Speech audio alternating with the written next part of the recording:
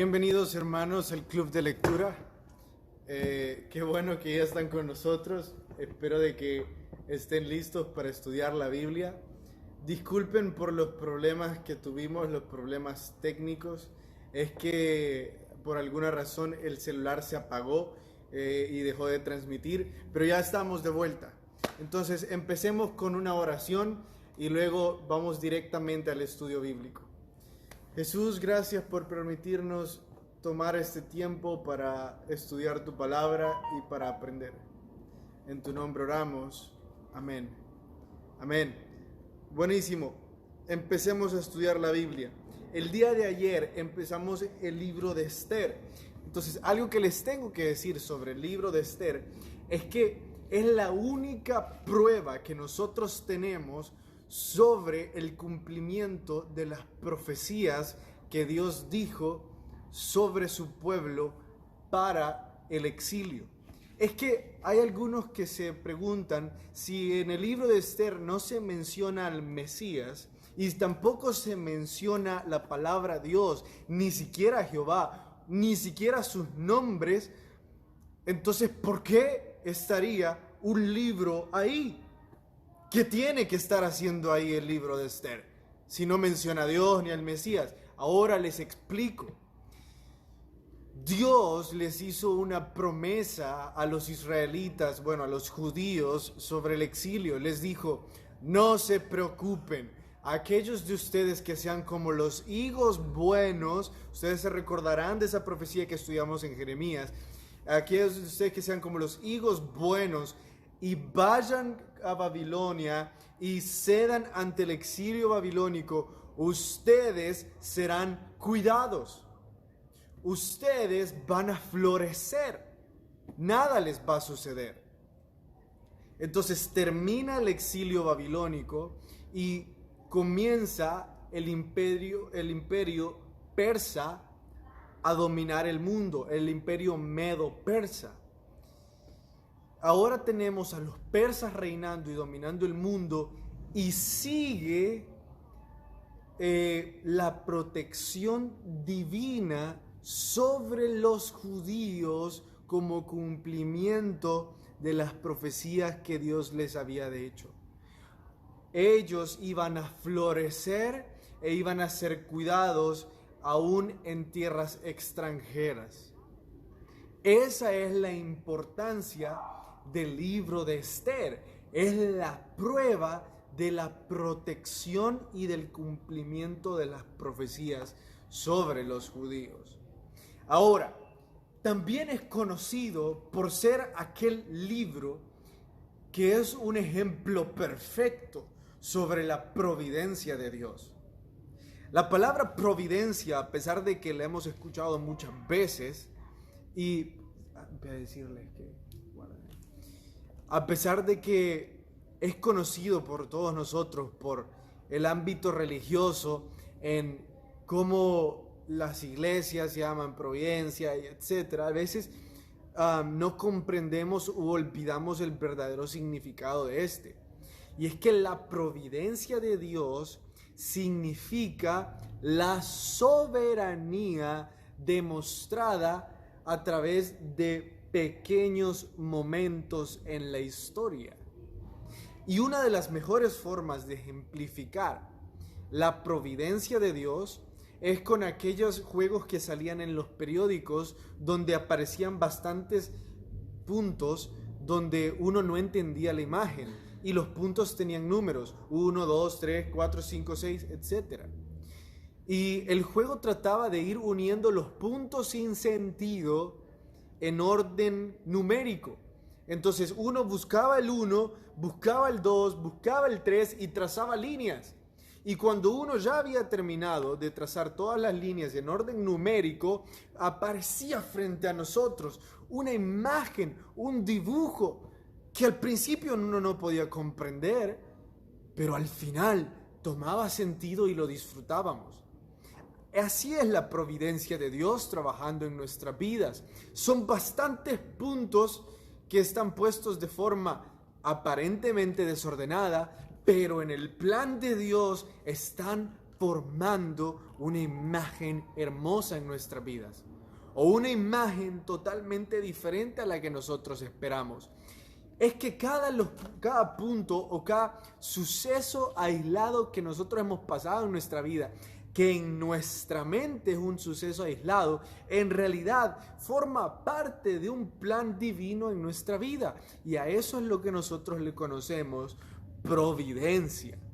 La soberanía de Dios cumpliéndose en nuestra vida, uniendo los sucesos aislados para formar una imagen perfecta en nuestra vida. Y a imagen perfecta me refiero a mostrar el reflejo de Jesucristo a través de nuestra vida.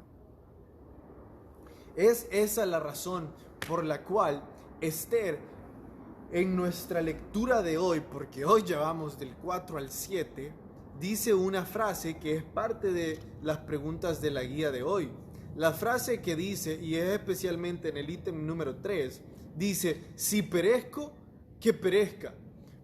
Porque antes Mardoqueo le dijo: ¿quién sabe si para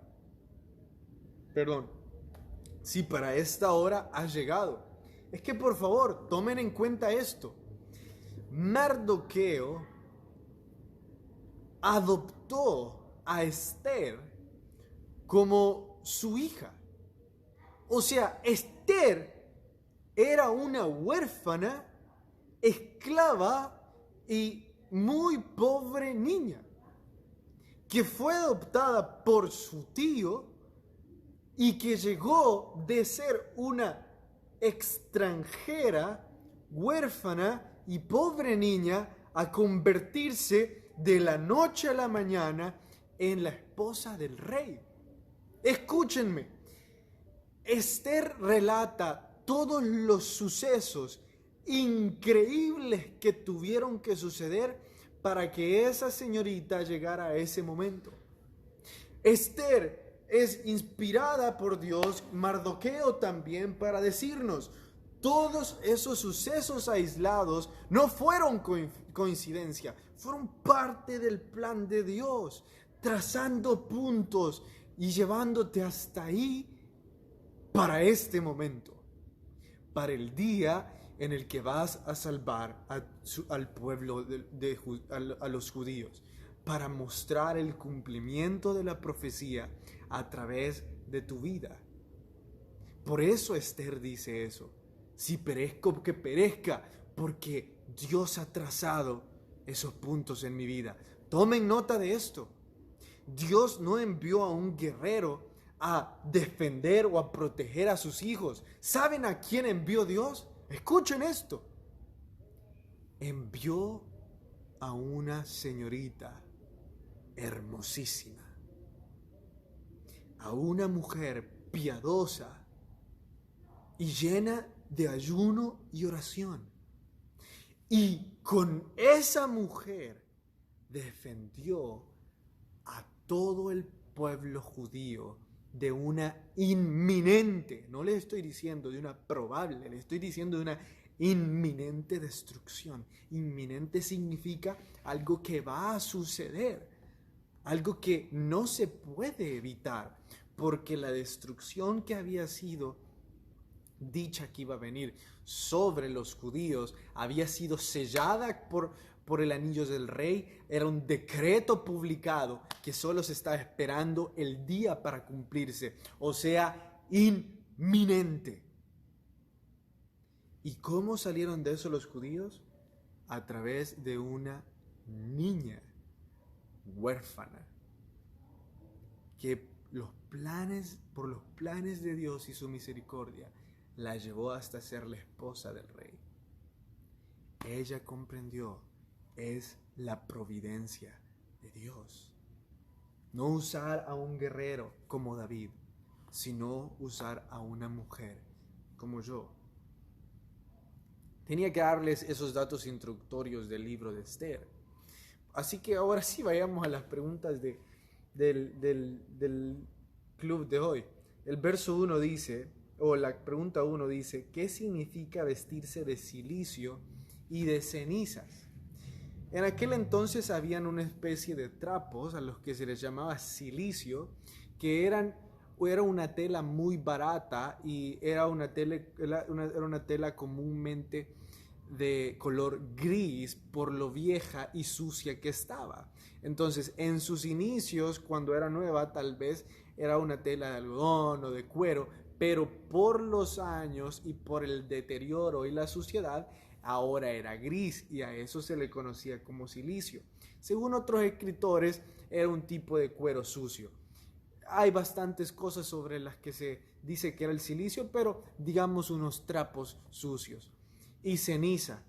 ¿Por qué se ponían trapos sucios y ceniza? ¿Por qué Esther dijo que hicieran eso? ¿Por qué Esther dijo que hicieran ayuno?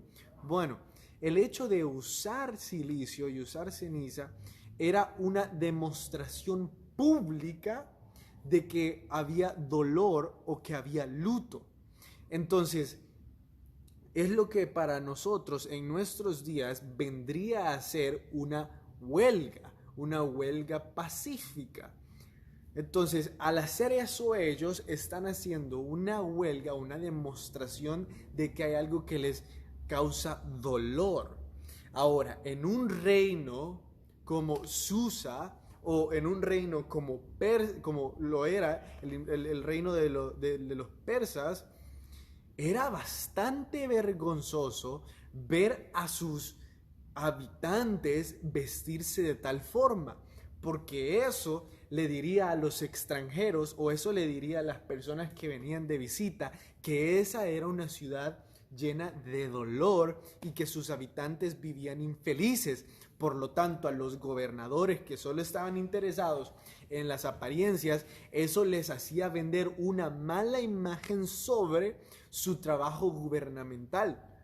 Entonces, es algo así como que si todos publicáramos, les estoy dando ilustraciones, ¿verdad? No les estoy diciendo vamos a esto, les estoy dando ilustraciones a lo que significa en nuestros tiempos hoy vestirse de silicio. Es como que si todos publicáramos en el Facebook y nos pusiéramos de acuerdo y publicáramos en el Facebook, nos duele esta decisión que tomó este gobernante, y todos lo publicáramos. Entonces, de repente, la popularidad del gobernante bajaría y eso sería una especie de huelga. También hay un trasfondo espiritual y eso lo vemos en otros ejemplos, como en Éxodo capítulo 23, cuando Dios le dice a Moisés: si ellos no se visten de silicio, entonces yo no voy a ir con ustedes. Quítense sus aretes, quítense todas sus joyas y vístanse de silicio. También es una especie de ayuno. Entonces, no solo es una huelga, no solo estamos viendo que en ese momento es una huelga, sino que el trasfondo espiritual es una especie de ayuno, en la cual yo me reservo de disfrutar algunos placeres materiales como ropa, como seda, o me reservo el hecho de querer ostentar algún tipo de riqueza material, ¿me entienden? Entonces, es también un tipo de ayuno. ¿Deberíamos de hacerlo hoy en día? ¿Deberíamos de hacer una huelga o deberíamos de hacer ese tipo de ayuno cuando estamos tristes o cuando estamos pasando algo que nos llama al dolor? Bueno, como cristianos estamos llamados a llamarle al pecado pecado. Pero también estamos llamados a orar por nuestros gobernadores. Entonces, si usted está más interesado en criticar al gobierno que en orar por el gobierno, ni siquiera lo piense. Pero si usted está orando por el gobierno y por cada uno de los gobernantes, Dios va a mostrarle qué es lo que debe de hacer. Porque al menos como iglesia no vamos a callar lo que pecado es pecado. Y el hecho de que en el Ministerio de Educación se esté exigiendo que se ocupen lenguajes inclusivos o se apruebe el matrimonio homosexual en los libros de orientación para la vida, eso es pecado. Y aprobar el aborto, aprobar el matrimonio homosexual, eso es pecado. Entonces, podemos hacer una huelga, como en ese momento lo hicieron. Ahora, ¿qué tal de hacerlo como ayuno? Vestirnos de cilicio como ayunar. O podremos hacer un ayuno hoy en día de vestimenta, de vestirnos bien. Yo pienso de que está esta línea entre vestirnos prudencialmente y vestirnos para llamar la atención. Entonces, pienso de que ayunar, de quererme poner joyas y cosas en el pelo o zapatos caros, pienso que es loable. Pero ya intentar vestirme todo roto o vestirme de esta forma para que todos vean, pobrecito, se siente mal. Entonces, enhorabuena cuando nos negamos a ciertos artilugios porque andamos ayunando, pero no para llamar la atención, sino para mantener el ayuno. Bueno, la pregunta número 4 dice, todo lo que hizo Esther fue guiada por su tío. Es que si ustedes y yo recordamos, Mardoqueo fue el primero en vestirse de esta forma y ponerse en el palacio del rey. Y otra vez, les recuerdo, que alguien haga eso, bajaba la popularidad del gobernante y eso hacía un tremendo lío. Entonces, Mardoqueo le mandó a decir a Esther y le mandó una copia del decreto para que supiera lo que estaba sucediendo y qué tenía que hacer. Pero la pregunta dice, si el haber hecho el banquete para pedirle al rey que le permitiera hacer otro banquete y en medio del otro banquete desenmascarar a Amán, todo eso fue tramado por Mardoqueo, eso no lo sabemos a ciencia cierta, porque Mardoqueo no podía tener un acceso directo sino por medio de eunucos con Esther. A mí me parece que lo que realmente sucedió es que Esther, llena del Espíritu Santo, dijo, lo que yo voy a llegar a pedirle al rey, la primera petición que yo voy a hacerle cuando me vea en su atrio, porque recuerden, era un delito, iba a decir mortal, pero creo que hay otra palabra para aquellos delitos que merecen pena de muerte, pero ahorita la he olvidado. El punto es que era un delito que merecía pena de muerte entrar a un atrio del rey sin haber sido llamado. Entonces Esther, llena del Espíritu Santo, dice, si el rey me llega a ver ahí, antes de que me diga que me va a mandar a matar, le voy a decir que la razón por la que estoy aquí, escuchen esto, es porque quiero tener una cita con él que yo he preparado. Yo sé que ustedes lo leyeron hoy y no decía eso. Ahora, déjenme interpretarlo. Esther le dijo, rey, he venido acá porque te extraño. Y preparé una cita para que pasemos tiempo juntos. Ahora, déjenme recordarles algo que sucedió o cómo llegó Esther al reino. El concurso de belleza que se hizo para elegir a la próxima esposa del rey consistía de esto. Las mujeres iban a preparar alrededor de 1 o 2 años, no recuerdo bien, pero alrededor de eso, 1 o 2 años. Les iban a poner aceites aromáticas, iban a humectar sus pieles, las iban a poner en dietas, les iban a preparar el pelo, iban a hacer todo tipo de cosas para prepararle físicamente para pasar una noche con el rey. Y esa noche iba a determinar si era la próxima reina o no. Ahora, ustedes ya pueden imaginar de qué trataba el concurso de que el rey iba a estar con las participantes una noche. Sorpréndanse de esto. Según la semántica ocupada, en el capítulo que describe la noche de Esther con el rey, muchos creen de que Esther enamoró al rey. O sea, la Biblia literalmente dice que Esther enamoró al rey con su gracia.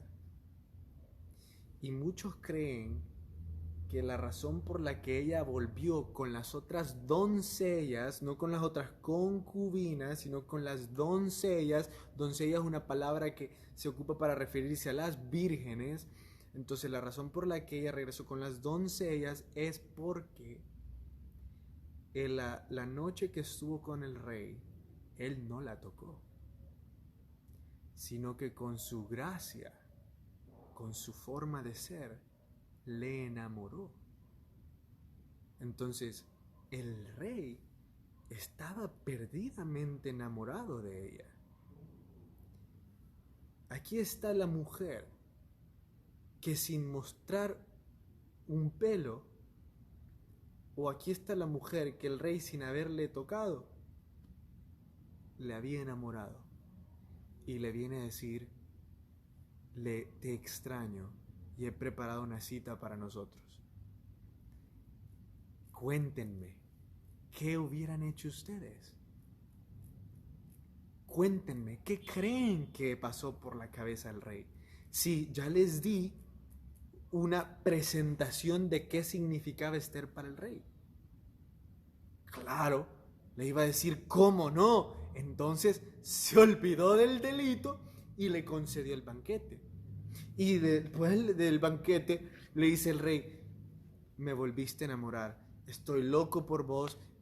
En esa cita el rey le dice, Esther, no puedo dejar de pensar en vos, ahora contame, ¿qué querés? Me tenés tan complacido que si vos me pidieras la mitad del reino, te la daría. Y Esther le dice, bueno, quiero otra cita. Imagínense, ¿cómo le iba a decir que no? Pero hoy le dice, pero quiero que esté Amán también. Y en medio de eso, en medio de esa cita, ahí es donde desenmascara a Amán como el malévolo, dice ella, que estaba atentando contra la vida de los judíos. Todo ese plan, yo pienso que fue inspirado por el Espíritu Santo a Esther. Pero pienso que utilizó a Mardoqueo para recordarle, Esther, vos no estás en ese lugar para ser parte del harén del rey. Vos no estás en ese lugar para ser una concubina más. La razón por la que estás en ese lugar es esta. Así que cumplí tu propósito. Y ahí es donde proclama los 3 días de ayuno. Vemos en el capítulo 6, la pregunta número 6, que dice, se le fue el sueño y leyeron las memorias donde aparecía Mardoqueo. Coincidencias otra vez, otra coincidencia. En medio de todo esto, una de las noches, el rey dice acá que pierde el sueño. ¿Ustedes realmente creen que perdió el sueño? No. Dios estaba hablando al rey. Dios estaba tocando su corazón, estaba tocando su mente. Y miren qué coincidencia. De todos los libros, de todas las bitácoras del reinado de Asuero, el día que él empieza a leer, o le empiezan a leer, es el día en el que Mardoqueo le había salvado su vida. ¿Coincidencia? No, providencia. Bueno, hasta aquí de historia, y si con algo podemos terminar el estudio de hoy, es recordando esto. ¿Hay coincidencias en el cristianismo? No, no se llama coincidencia, se llama providencia. Todos los puntos en nuestra vida que hoy no podemos entender, todos esos sucesos aislados que como que salen de orden y no entendemos por qué o cómo, un día tomarán sentido.